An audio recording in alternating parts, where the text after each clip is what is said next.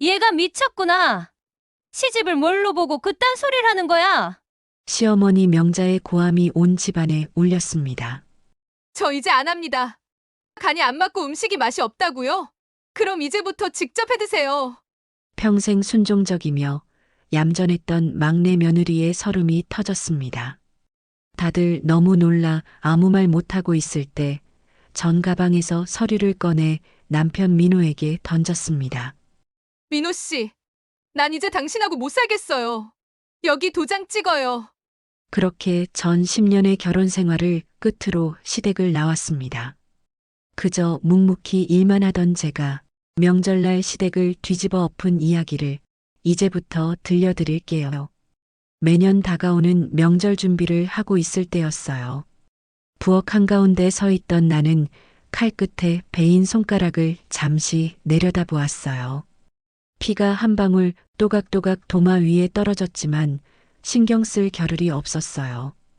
고등어 비린내와 마늘 냄새가 엉켜 코끝을 자극했고 장바구니에 쏟아진 무게감이 아직도 어깨에 남아 있었다. 사흘 전부터 이 집 명절 준비는 늘 내 차지였죠. 집안 공기는 고요했지만 그 고요 속에서 내 심장은 요란하게 뛰고 있었다. 이번에도 똑같이 시작되는구나 생각했어요. 서진아, 아직 멀었니? 네. 어머님 다 돼갑니다. 저렇게 느려 터져서야 원. 아침부터 청소에 빨래에 냉장고 청소까지 시키시고 점심부터 장보고 앉을 새도 없이 저녁 준비까지 하루가 너무 힘들었습니다. 늘 며느리가 있을 때 시켜야 한다며 늘 일거리를 몰아서 주셨죠. 그런데요, 여러분, 전 이 집의 맏며느리가 아닌 막내 며느리입니다. 남편 민호와 결혼하고 나서 처음 명절부터 시어머니 명자는 작정한 듯 음식을 전부 저에게 맡겼어요. 처음엔 몰랐어요. 다른 집도 다 이런 줄 알았어요. 꽃다운 나이 23에 결혼한 애가 뭘 알겠어요. 무서운 시어머니가 해야 한다고 하면 하는 수밖에 없었습니다. 시어머니와 장볼 때부터 왜 그렇게 며느리들이 명절을 싫어하는지 알겠더라고요. 식구는 많지도 않은데 음식을 이렇게나 많이 했나 싶어 민호 씨한테 물어보니 자기도 모른다고 하더라고요. 음식은 오로지 저 혼자 해야만 했어요. 야채 손질만 이 시간이 걸렸습니다. 아침 일찍 일어나 시장에서 장을 보고 돌아와서 전부 치는 것만 4시간이 이 넘었어요. 구정설엔 만두 빚는 데만. 하루가 걸렸습니다. 한 번은 시어머니께 물어봤죠. 이걸 다 드시냐고요. 그랬더니 다 나눠준다고 하더라고요. 명절은 나누는 정이라면서 신우들은 시집을 갔으니 나중에 올 때 싸준다고 하는데 저로선 도저히 이해가 안 갔죠. 하지만 나중에 알았습니다. 이 모든 게 부당하다는 것을요. 제가 잠시 저희 집에 대해 설명을 해드릴게요. 오남매인 이 집의 막내인 민호 씨 위로 아직 미혼인 아주버님 2분이 계신데 저희가 결혼하고 2년 뒤에 첫째 아주버님이 결혼을 하셨고 그 다음해엔 둘째 아주버님이 연이어 결혼하셨습니다.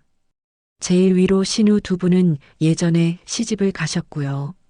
결혼하고 나서 2년은 정말 몸살이 날 정도로 혼자 음식을 해야 했는데 아무것도 모른 제가 모든 게 다 서툴러서 시어머님께 혼나면서 음식을 했었습니다.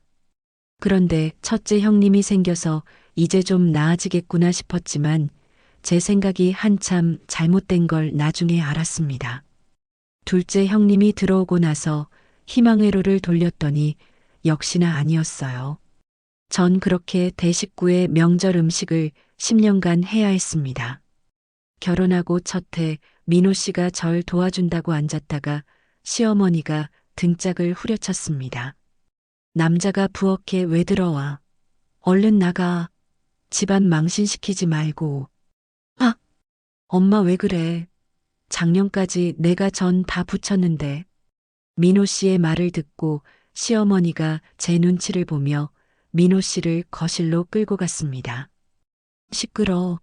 며느리가 들어왔는데 네가 왜 해? 저 많은 걸 서진이가 혼자 어떻게 해? 아, 진짜. 그리고 명절 음식 저렇게 많이 한 적도 없는데 저걸 누가 다 먹는다고. 엄마 지금 서진이 시집살이 시키는 거야? 시끄러 이거 사. 며느리 들어왔으니 이제 제대로 명절을 지내야지. 엄만 뭐 며느리 아니었어? 명절에 음식 다 사놓고 이제 와서 제대로는 무슨 음식 하다가 서진이 병나겠어. 잔말 말고 여기 가만히 앉아서 먹기나 해. 음식은 며느리가 하는 거야. 이게 딱 첫 해만이었습니다. 그래도 도와주려는 민호 씨가 시어머니로 인해 못했지만 나름 고마웠죠. 미안해하는 기색이 많았지만 그것도 그 해뿐이었습니다. 이젠 당연하다는 듯이 모든 음식은 제가 하는 거라고 생각하더라고요. 그렇게 제 명절은 빨간 날이 아닌 지옥날이 되었습니다. 장바구니를 뒤집어 배추, 두부, 당면, 당근, 양파, 버섯, 고기 봉지를 하나하나 정리했어요. 손끝에는 시장의 축축한 습기가 그대로 묻어 있었고 발바닥은 하루 종일 걸어 다닌 탓에 이미 욱신거렸죠. 그래도 멈출 수 없었어요. 상 차릴 날까지 손이 한시도 놀면 안 되니까요. 이 많은 양의 음식을 하려면 부지런할 수밖에 없었습니다. 거실 쪽에서는 텔레비전 해설자의 목소리가 울려 퍼지자 민호의 고함 소리가 들렸어요. 그렇지. 앞으로 가. 민호가 두 다리를 꼬고 앉아 축구 경기 하이라이트를 보고 있었어요. 저에겐 눈길조차 주지 않았죠. 민호 씨 여기 통 좀 꺼내주면 안 돼? 나 부엌 들어갔다간 또 엄마한테 등짝 맞는다. 천천히 해. 아직 시간 많잖아. 나는 대답 대신 손을 닦으며 한숨을 쉬었어요. 누가 남의 편안이랄까봐. 결국 제가 일어나 손목에 묻은 고춧가루를 행주로 닦아내며 통을 꺼냈습니다. 이 상황에 절로 한숨이 나왔습니다. 부엌에 들어오면 죽냐? 죽어. 그때 휴대전화가 울렸어요. 며느리들 단체 대화방이었어요. 첫째 며느리 수경은 명품 쇼핑백을 찍어 올리며 오늘도 바빠서 늦어요 하고 웃는 이모티콘을 덧붙였다. 둘째 며느리 다연도 곧이어 피부관리 예약이 있어서 음식하러 못 가요 라며 사진을 올렸다. 나는 화면을 끄고 다시 도마 위로 시선을 내렸다. 참 편하겠다. 시집 와서 한 번도 칼을 잡아본 적이 없으니 누군 명절에 이렇게 자기네들 먹이려고 일하는데 누군 명절에 쇼핑하고 피부관리하고 이게 맞는 거야? 제 푸념을 들으셨는지 시어머니 명자의 목소리가 들려왔어요. 큼큼, 수경이가 많이 바쁘댄다. 내가 이해해라. 다연이도 사정이 있지 않니? 넌 시간이 많으니까 내가 하면 되잖아. 시간이 많다고요?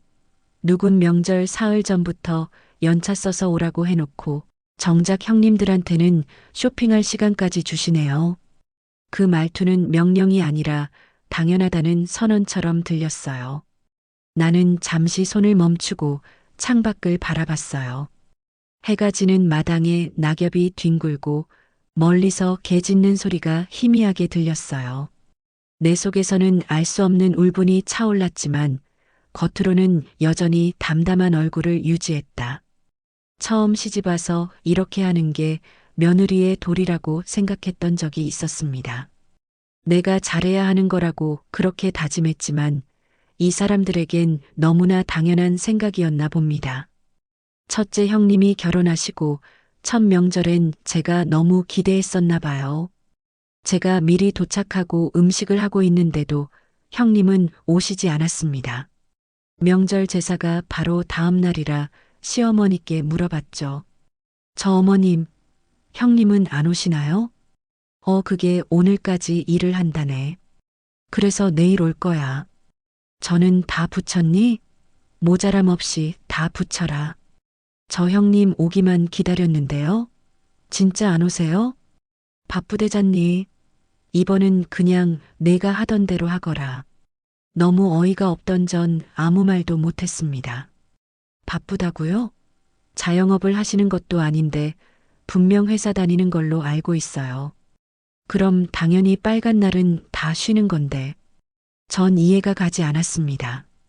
다음 날 형님과 아주버님은 음식이 다 준비되어지시고 나서야 집으로 들어오셨어요. 어머, 어머님 죄송해요. 차가 막혀서요.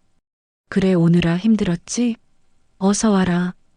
엄마 음식 하시느라 고생하셨죠? 저 배고픈데 얼른 제사 지내고 먹죠? 그래, 우리 얼른 지내고 먹자구나. 음식은 넉넉하게 해놨다. 동서, 잘 지냈지? 아, 그리고요, 어머님, 제가 어머님 드리려고 선물 사왔어요. 형님이 어머님께 주신 건 명품백이었습니다. 제가 어머님 드리려고 어제 특별히 부탁해서 사온 거예요. 마음에 드시나요? 명품백을 받고 시어머니의 얼굴이 활짝 펴졌어요. 안 사와도 되는데 너무 고맙구나. 내가 이렇게 며느리 복이 많아요. 첫째 내가 들어와서 엄만 너무 좋다. 부엌에서 듣는 내내 너무 화가 났어요. 제가 결혼하고 5년 차에 며느리 덕을 본다는 말을 형님이 오시니까 하네요. 기분이 안 좋았지만 참았습니다. 분위기를 망칠 순 없으니까요. 그 다음에 둘째 아주버님이 결혼하셔도 바뀐 건 없었습니다. 첫째 형님과 둘째 형님이 서로 약속이나 한 듯 저에겐 아무런 말도 없으시고 두 분만 톡을 하시는 것 같더라고요. 같이 저녁 모임하고 같이 여행을 가는 것도 항상 두 집만 만나서 갔습니다. 둘째 형님에게 좀 기대한 제가 바보 같았어요. 둘째 형님은 아예 구정은 시댁을 오고 추석엔 친정만 갔어요. 몸이 약해서 두 집을 오가면 힘들다고 하시더라고요. 요즘은 다 그렇게 한다면서 누가 두 집을 오가냐고 하더라고요. 일부러 그러시는 건지 저보다 나이가 다 위이신 분들인데 명절에 한 집만 오간다는 소리는 웬만한 깡다구 없이는 들이댈 수 없는데 말이죠. 그렇게 결혼 10년 차 오늘도 전 부엌에서 벗어나질 못하며 음식을 하고 있어요. 저는 한숨을 쉬며 다시 칼을 들고 물을 썰었어요. 사각사각 소리가 부엌을 채웠어요.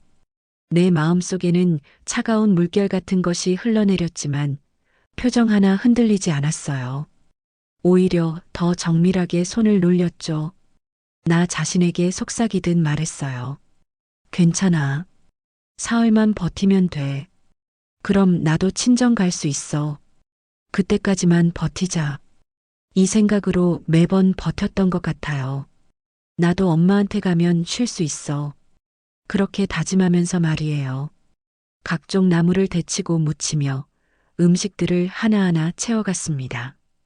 각 종전까지 붙이고 나니 허리는 끊어질 것 같고 다리는 땡땡 부어 절로 손으로 두들겨야 했습니다. 둘째 형님이 좋아하는 음식이라며 시어머니가 음식을 또 추가하셨네요. 해보지도 않았던 코다리 조림이라 시어머니께 말씀드렸더니 인터넷 찾아보고 하래요. 자기도 이건 해본 적이 없다며 그럼 왜 사오셨죠? 이런 건 그냥 넘어가도 될 텐데. 그냥 간장을 확 부어버릴까요? 어차피 제가 먹을 것도 아닌데요. 생각만으로도 웃음이 났습니다. 은근 통쾌하던데요. 코다리가 생각보다 단단해 자르는데 애를 먹었어요. 어제 칼질을 많이 하다 보니 손목이 안 좋아졌어요. 코다리를 자르려니 더 시큰거렸습니다. 아, 칼을 든 손이 찌릿거렸어요. 칼이 도마에서 떨어지고 제가 아파하자 민호가 달려왔습니다. 뭐야? 다쳤어? 손목을 돌리며 인상을 찡그리며 말했어요. 어머니가 둘째 형님이 좋아한다며 이거 하라는데 좀 잘라줘요. 어제 칼질을 많이 했더니 손목이 시큰거려서 제 손목을 보고 민호 씨가 한숨을 쉬었어요. 아니 시간도 많은데 적당히 천천히 하지 왜 무리를 해.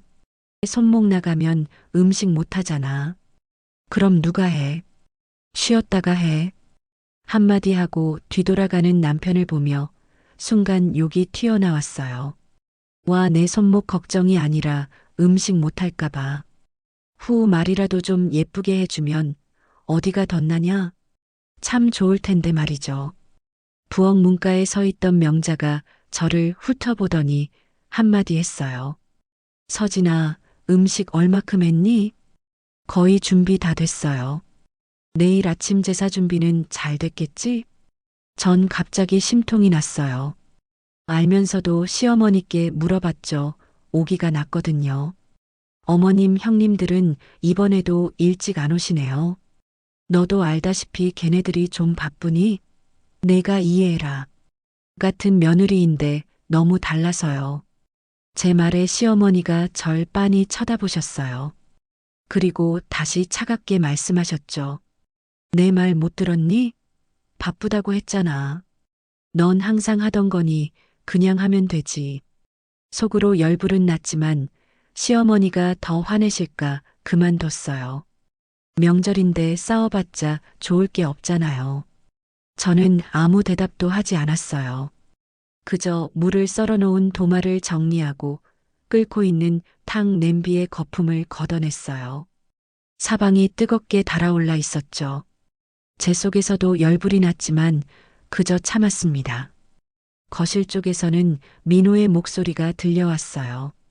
음식 매번 내가 하던 건데 왜 그래? 뜬금없이? 민호가 시어머니를 모시고 부엌을 나갔어요. 그제서야 저는 잠시 칼을 멈췄어요. 그 말이 공기처럼 익숙했지만 매번 가슴 깊숙이 찌르고 들어왔죠. 민호의 눈에는 제가 이 집에서 일하는 애로 생각하나 봐요. 저는 울컥거리는 마음에 눈물 한 방울이 흘렀습니다. 엄마가 너무 보고 싶었어요. 나도 우리 집에선 귀한 딸인데. 저는 대꾸 대신 국간장 한 숟가락을 떠넣고 국을 저었어요. 간이 맞았는지 혀끝으로 살짝 맛을 보았죠. 짭조름한 맛이 입안에 퍼졌지만 마음 한켠은 씁쓸하기만 했어요. 불 위에서 지글거리는 팬 소리, 냄비에서 끓어오르는 거품 소리, 그리고 거실에서 들려오는 텔레비전에선 시끄러운 노래소리, 모든 소리가 뒤엉켜 제 머릿속을 어지럽혔어요. 저는 다시 칼을 들고 나무를 묻히기 시작했어요. 손끝은 얼얼했고 팔목은 이미 무겁게 뻐근했죠. 하지만 제 표정은 아무렇지 않은 듯 굳어 있었어요. 이런 노동의 무게를 말로 내뱉는 순간 더 큰 벽이 저를 짓누를 거라는 걸 알고 있었거든요. 내일이야, 내일이 지나면 이번에도 아무 일 없었다는 듯 넘어가겠지. 저는 그렇게 속으로 짧게 되뇌며 부엌을 정리했어요. 설거지통에는 기름 묻은 그릇이 쌓여 있었고 싱크대 위에는 설거지 더미가 한참 많았죠. 그만큼 지쳐갔지만 끝이 보이니 힘을 냈습니다. 부엌의 불빛은 한참이 지난 후에야 꺼졌습니다. 드디어 명절날이 밝았어요. 제사가 끝나면 친정을 갈 수 있다는 생각에 힘들어도 기분이 좋았습니다. 저는 새벽닭이 울기도 전에 부엌에 서 있었어요. 전날 양념을 해두었던 고기 젓거리를 굽고 탕의 간을 맞추었죠. 부엌 안에는 이미 기름 냄새와 국물 냄새가 뒤섞여 매캐하게 차올랐어요. 손끝은 붉게 달아올라 있었지만 멈출 수가 없었죠. 민호를 깨워 제사상을 준비하고 음식을 하나하나 올려놓기 시작했습니다.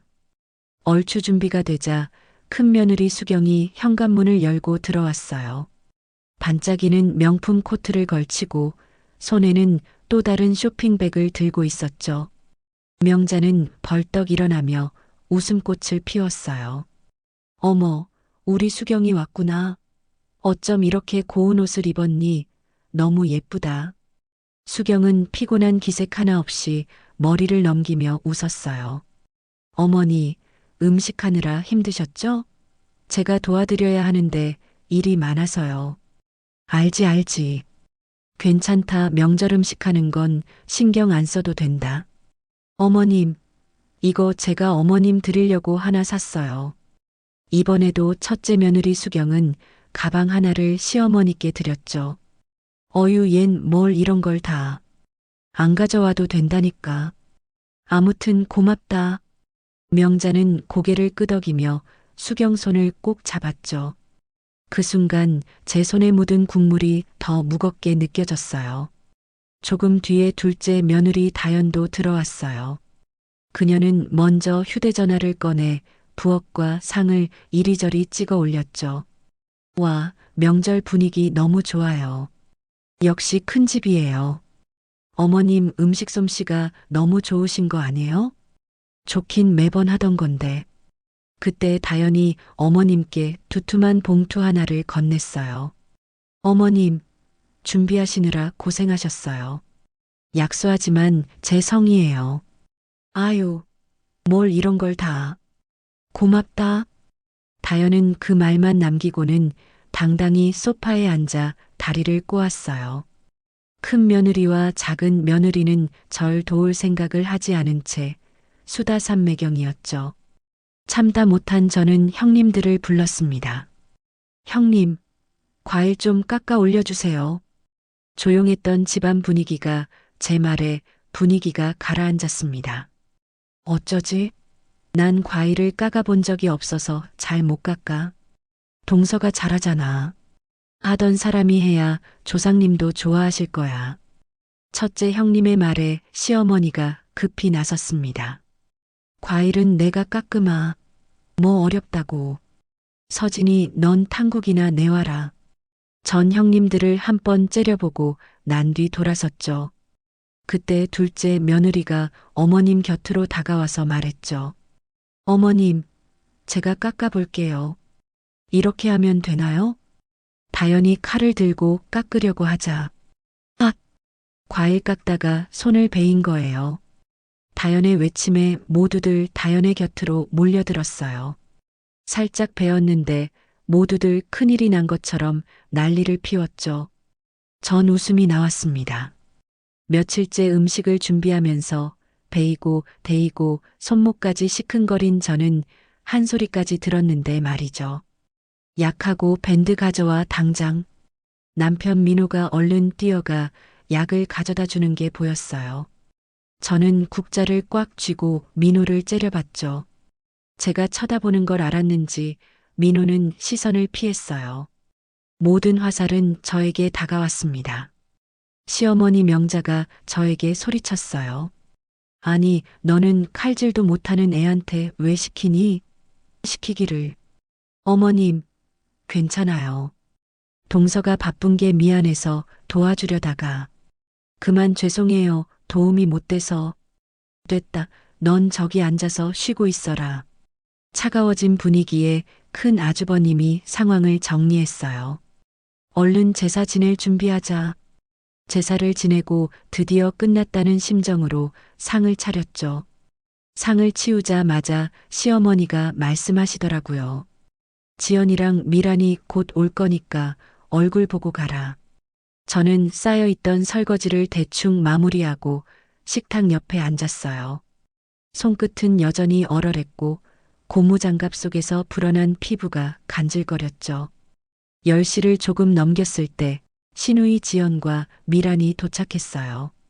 현관문을 열고 들어오는 순간부터 그들의 목소리는 밝았죠. 우와, 음식 진수성찬이네. 역시 엄마 집은 달라. 올케들 고생 많았어. 어서들 와라. 오늘 고생 많았지? 서진아, 뭐하니? 얼른 밥상 차리지 않고 그제서야 앉았던 몸을 다시 일으켰어요. 응? 근데 좀 싱거운 것 같아. 국물간이 약하네. 그래. 이번엔 음식간이 잘 안 됐네. 지연이 국을 한 숟가락 떠먹더니 그렇게 말했어요. 미란도 고개를 끄덕이며 동의했죠. 그 말이 공기처럼 가볍게 던져졌지만 제 귀에는 날카로운 칼끝처럼 꽂혔어요. 명자는 고개를 끄덕이며 맞장구 쳤어요. 그러게 서진이가 간은 잘 안 되더라고. 순간 제 숨이 멎는 듯 했어요. 며칠 내내 만든 음식이 그 한마디에 가볍게 무너지는 기분이었거든요. 왜 그 고생을 하면서 저런 소리를 들어야 하나 싶기도 했고요. 수경은 그 상황을 가볍게 넘기려는 듯 미소 지으며 말했어요. 다음엔 제가 맛있는 거 사올게요, 어머니. 요즘 솜씨 좋은 음식점 많아요. 집에서 이렇게 힘들게 안 해요. 그 말에 명자는 또 크게 웃었어요. 그래, 너는 어디를 가도 기특하다. 저는 젓가락을 쥔 손에 힘이 들어갔어요. 손등에 핏줄이 도드라질 만큼 세게 쥐었죠. 10년 동안 부엌을 지켜왔는데 결국 사온 음식이 손맛보다 낫다는 건가. 그때 민호가 소파에 비스듬히 앉아 퉁명스럽게 말했어요. 그러게. 당신은 손이 느려서 문제야. 음식간도 그렇고 다음엔 좀 더 신경 써. 그 말은 단순한 불평이 아니었어요. 민호는 늘 자기 삶이 힘든 이유를 제게 돌렸죠. 변변찮은 직장, 오르지 않는 월급, 언제 잘릴지 모르는 불안감. 그 모든 열등감을 제게 화풀이했죠. 그리고 지금도 그는 사람들 앞에서 저를 향해 화살을 던지고 있었죠. 수경이 민호를 슬쩍 보며 웃었어요. 동서가 요즘 좀 직장에서 힘들었나 보네요. 평소 실력이 안 나온 거 보면. 그 웃음은 위로가 아니라 은근한 비아냥처럼 들렸어요. 다연도 그 옆에서 맞장구를 쳤죠. 그래도 명절인데 분위기 좋게 하자고요. 애쓴 동서도 있는데. 그 말에 저는 더 이상 숟가락을 들 수 없었어요. 제 앞에 놓인 음식들이 모두 제 얼굴을 조롱하는 것처럼 보였죠. 시누이들은 그때도 말이 많았어요. 엄마, 근데 여긴 아직도 이렇게 음식을 많이 해? 맛도 없는 걸 요즘은 다 간단히 하는 추세잖아. 그러게. 차라리 큰 며느리처럼 좋은 걸 사오는 게 낫지. 괜히 힘만 들어. 명자는 또다시 제 쪽을 향해 눈을 흘겼어요. 이게 뭐가 힘들다고 이 정도는 어느 집이나 다 해. 저는 대답하지 않았어요. 목구멍까지 차오른 말들을 꾹 눌러 삼켰어요. 만약 그 순간에 터뜨린다면 상이 그대로 뒤집히고 말 테니까요. 아직은 아니었어요. 하지만 제 손끝은 이미 국자를 향해 가 있었죠. 민호가 마지막으로 제 마음을 더 짓밟는 말을 내뱉었어요. 넌 음식할 때 간 좀 잘 맞추지. 그런 거 하나 못해서 내가 명절에 이런 말을 가족들한테 들어야 해? 처가나 빨리 가자는 소리나 하지 말고 여기서 좀 잘하라고. 그 순간 제 안에서 끓어오르던 것이 한계점을 향해 치닫고 있었어요. 10년 동안 쌓아 올린 참음이 흔들리고 있었죠. 저는 속으로 마지막으로 다짐했어요. 이제 곧 끝이다. 이 모욕을 더는 삼키지 않을 거다. 저는 국자를 움켜쥐고 싱크대에 힘껏 던졌어요. 금속이 부딪히는 쨍그랑 소리가 집안 가득 울려 퍼졌죠. 모두의 시선이 저를 향했어요. 공기가 순간 멎은 듯 고요해졌죠. 저는 떨리는 숨을 몰아 쉬며 입을 열었어요. 저 이제 안 합니다. 10년입니다. 명절 사흘 전부터 와서 장보고 베이고 데이고 하도 칼질해서 손목이 시큰거려도 아픈 거 참아가며 음식했습니다. 이거 다 제가 만들었습니다. 어머님이나 민호 씨 형님들 그 누구 하나 절 도와주는 사람도 없었는데 그래도 참았습니다. 그런데 이제 더 이상 못하겠습니다. 이제 끝입니다. 간이 안 맞고 음식이 맛이 없다고요? 그럼 이제부터 직접 해 드세요. 모두의 표정이 굳었어요. 명자는 놀란 얼굴로 저를 바라봤고 시누이들은 젓가락을 들고 얼어붙은 채로 멈췄어요. 수경과 다연은 눈치만 살피며 서로를 바라봤죠. 저는 부엌 한쪽에 두었던 가방을 꺼내 들었어요. 거기엔 전부터 준비해둔 종이 봉투가 있었죠. 저는 그 봉투를 열어 이혼 서류를 꺼냈어요. 그리고 민호 앞에 탁 내려놓았어요. 민호 씨, 도장 찍으세요. 난 이제 당신하고 못 살겠어요. 제 목소리는 떨리지 않았어요. 오히려 너무 차분해서 제 자신도 놀랄 정도였죠. 너 미쳤어? 아니, 누구보다 멀쩡해. 명자가 자리에서 벌떡 일어나 소리쳤어요. 얘가 미쳤구나. 시집을 뭘로 보고 그딴 소리를 하는 거야. 저는 시어머니를 향해 고개를 돌렸어요.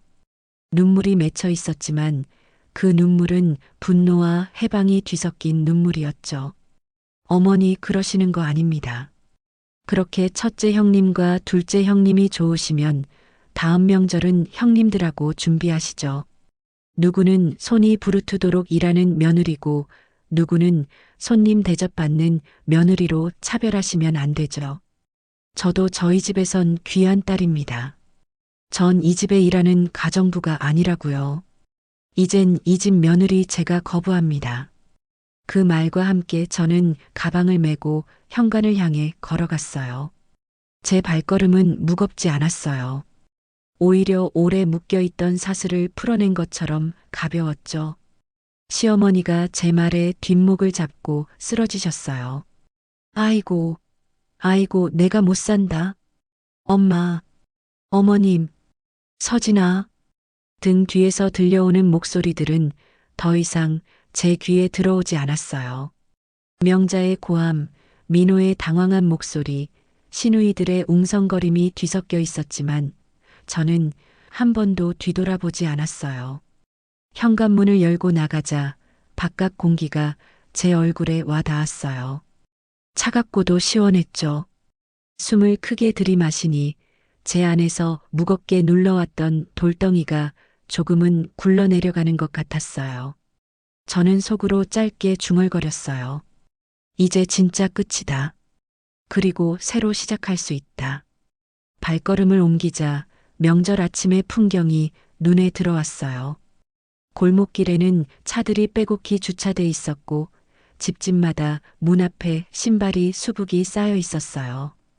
이웃집 창문에서는 웃음소리와 말소리가 새어나왔죠. 다른 집들에서는 즐거움이 묻어났는데 제 집은 그렇지 않았어요. 그 대비가 더 또렷하게 느껴졌죠. 버스 정류장까지 걸어가는 동안 제 발걸음은 점점 가벼워졌어요. 10년 동안 부엌에 묶여있던 다리가 이제야 풀린 것 같았어요. 발밑에 구르는 낙엽 소리조차 제 마음을 후련하게 만들었죠. 버스를 기다리며 벤치에 앉자 손끝에 남아있던 기름 냄새가 스멀스멀 올라왔어요. 그 냄새 속에 제 지난 세월이 겹쳐 보였죠. 언제부터였을까 이렇게 당연하듯 부려지고 당연하듯 무시당한 게. 지잉, 지잉. 가방 속 핸드폰은 연신 울리고 있었죠. 민호 씨가 계속 전화를 걸고 있었어요. 하지만 받질 않았어요. 충동적으로 지르긴 했지만 후회는 없습니다. 남은 제 인생 이런 집에 더 이상 살고 싶지 않았어요. 문득 민호와 처음 만났던 시절이 스쳤어요. 서툴게 웃으며 제 손을 잡던 모습, 약속을 지키겠다던 말, 서로만 바라보면 세상이 바뀔 줄 알았던 그때의 믿음. 그러나 결혼 후 민호는 달라졌어요. 직장이 불안정하다는 이유로 늘 짜증을 냈고 제게만 화살을 돌렸죠. 너 때문에 힘들다는 말이 그의 습관이 되었어요. 저는 그저 민호가 잘 되기를 바랬습니다. 제가 더 열심히 하면 인정받을 수 있을 거라 믿었죠. 하지만 결국 오늘의 이 모욕적인 자리까지 오고 말았어요. 이젠 모든 게 끝이라 생각하니 눈물이 자꾸 떨어졌어요. 버스가 정류장에 들어오자 저는 조용히 올라타 뒷자리에 앉았어요. 창밖으로는 명절길을 서두르는 사람들, 아이들 손을 잡고 걸어가는 가족들이 보였어요. 그들의 웃음과 대화는 제겐 낯설게만 느껴졌어요. 이 버스 안에 사람들 속에 저만 동떨어져 있는 느낌이었어요. 버스 창에 비친 제 얼굴은 피곤했지만 이상하게도 환하게 느껴졌어요. 긴 어둠을 뚫고 나온 사람처럼 아직 낯선 빛 속에 서 있는 얼굴이었죠. 창밖을 보며 저는 속으로 중얼거렸어요. 저는 제 몫을 다했어요. 이제는 제 삶을 살 차례예요. 그 순간 버스 차창에 맺힌 햇살이 제 눈을 스쳤어요. 순간순간 눈물이 차올랐지만 그 눈물은 슬픔이 아니라 오래 참아온 해방의 눈물이었죠. 버스에서 내려 친정집이 다가오는 골목에서 제 발걸음이 점점 느려졌어요. 다시 한번 제 모습을 훑어봤어요. 설거지를 하고 온 터라 옷도 지저분했고 머리도 헝클어져 있었어요. 얼른 모습을 추스리긴 했지만 유리창에 비친 제 모습은 며느리도 아내도 아닌 그냥 지쳐버린 딸이었죠. 그렇게 대문 앞에 서서도 초인종을 쉽게 누르지 못했습니다. 집을 한번 보고 한숨이 나오고 다시 뒤돌아가자니 갈 곳도 없었고요. 그때 등 뒤에서 저를 불렀어요. 서진이니? 뒤돌아서니 아빠가 저를 보고 놀라며 서 계셨어요. 아빠. 아빠의 얼굴을 보니 순간 눈에서 눈물이 차올랐어요. 이 시간에 오지 않는 딸이 있으니 아빠는 주위를 둘러보았어요. 아마 민호 씨를 찾는 거겠죠. 민호 씨는 안 왔어요. 일단 들어가자. 여보 서진이 왔어. 아빠와 같이 친정집으로 들어가니 엄마가 슬리퍼도 신지 않은 채 달려나오셨어요. 서진아. 제 행색을 보시곤 놀라셨지만 아무 말씀도 안 하셨어요. 엄마 저 왔어요. 저를 보는 순간 엄마의 눈빛이 흔들렸어요. 아무 말도 하지 않았지만 제 얼굴에 묻은 피곤과 눈물 자국을 이미 다 읽어낸 듯 했죠. 엄마는 아무 말 하지 않고 저를 향해 두 팔을 벌리셨습니다. 어서와 그동안 고생 많았지? 엄마의 말에 울컥하면서도 그 품으로 달려가 안겼습니다. 엄마 나 너무 힘들었어요. 안다. 다 알아 고생 많았어. 이제 다시 엄마 딸 하자. 그 말이 제 가슴을 깊이 파고들었어요. 억눌러 왔던 것들이 전부 무너져 내리듯 흐느낌이 터져 나왔죠. 뒤에서 지켜보시던 아빠가 저와 엄마를 같이 안아주셨어요. 그래 서진아 다시 아빠 딸 하는 거다. 내가 너를 지켜줄게. 이제야 불안했던 마음이 안정이 되기 시작하자 터져나오는 설움에 눈물이 그치지 않았어요. 마당 위로 해가 기울며 주황빛이 번지고 있었어요. 오랜만에 제 가슴이 편안하게 내려앉는 걸 느꼈어요. 며칠 뒤 저는 법률사무소를 찾아가 상담을 마쳤어요. 손에 쥔 봉투는 무겁지 않았어요. 오히려 10년 동안 제 어깨를 짓눌렀던 돌덩이가 빠져나간 것 같았죠. 사무실을 나와 큰 길을 걷고 있는데 민호에게서 전화가 걸려왔어요. 잠시 망설였지만 이번엔 피하지 않고 받았어요. 여보세요. 서진아, 너 지금 어디야? 내가 지금 뭘 하는 건지 알기나 해? 집안을 엉망으로 만들고 나를 이렇게 망신 주면 속이 시원하냐? 당장 들어와. 들어와서 엄마한테 잘못했다고 빌어. 그럼 널 용서해줄게. 민호의 목소리는 분노로 가득했어요. 하지만 그 화가 저를 흔들진 못했어요. 저는 차분히 대답했어요. 용서? 무슨 용서요? 내가 무슨 잘못을 했는데? 명절 전에 가서 열심히 일한 죄? 다른 사람들이 무시 속에서도 꿋꿋이 일한 거밖에 없어. 근데 오히려 내 편이 되어줘야 할 당신이 앞장서서 날 무시했지. 내가 당신하고 산 10년 동안 난 당신의 화풀이 상대였어. 밖에서 일이 안 되면 그날 술 먹고 와서 나에게 다 풀었지. 왜 내가 아무 말도 안 하고 가만히 있었겠어? 당신이 그렇게라도 화가 풀려서 일이라도 잘 되면 좋겠다고 생각해서 꿋꿋이 참고 견뎠어. 그랬더니 그게 내 배려인 줄도 모르고 날 무시한 건 당신이지. 당신이 잘못한 걸 나한테 다 뒤집어 씌우고 화풀이한 건 당신이잖아. 그래서 이제 하기 싫다는데 그게 뭐가 잘못됐어. 민호가 한동안 말이 없다가 억울하다는 듯 목소리를 높였어요. 아니, 그건 내가 그럴 수밖에 없었던 거잖아. 나도 사람인데 힘들 수 있지. 당신이 제대로 못 해주니까 내가 밖에서 더 힘든 거잖아. 내가 밖에서 지쳐오면 집에서 편해야 하는데. 내가 뭘 못하는데 말해봐. 어디 드러나 보자. 내가 당신한테 뭘 그리 잘못했는지. 당신이 회사 때려치우고 놀 때 난 쉬지도 못하고 당신 뒷바라지했어. 상사가 나랑 안 맞는다. 회사가 안 맞는다. 회사 복지가 마음에 안 든다. 팀원이 마음에 안 든다. 이유도 가지각색으로 그만둔 게 한두 번이야. 그 화풀이 나한테 다 했잖아. 난 힘들게 일하고 당신 비위 맞추느라고 하루하루가 힘들었어. 당신이 대체 뭐가 힘들었는데? 집에서 손 하나 까닥 안 하는 당신이 밖에서 지쳐오면 집이 편하지가 않다고? 그게 정말 나 때문이라고 생각해? 아니, 그건 내가. 아니, 나도 많이 참았어. 생각해보니 내가 왜 참았나 싶어.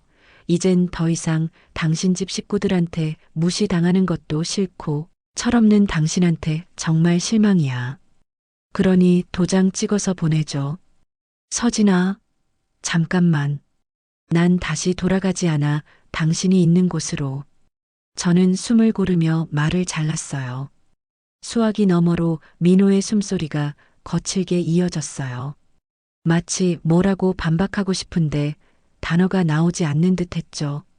민호는 한동안 아무 말도 하지 못했어요. 수화기 너머에서 들리는 건 억눌린 호흡뿐이었죠. 결국 낮게 내뱉은 한마디가 전부였어요. 할 말이 없다. 저는 담담히 대답했어요. 그만 날 놔줘. 그리고는 통화를 끊었어요. 제 손끝은 전혀 떨리지 않았어요. 오히려 놀랍도록 고요했어요. 며칠 지나지 않아 소문이 들려왔어요.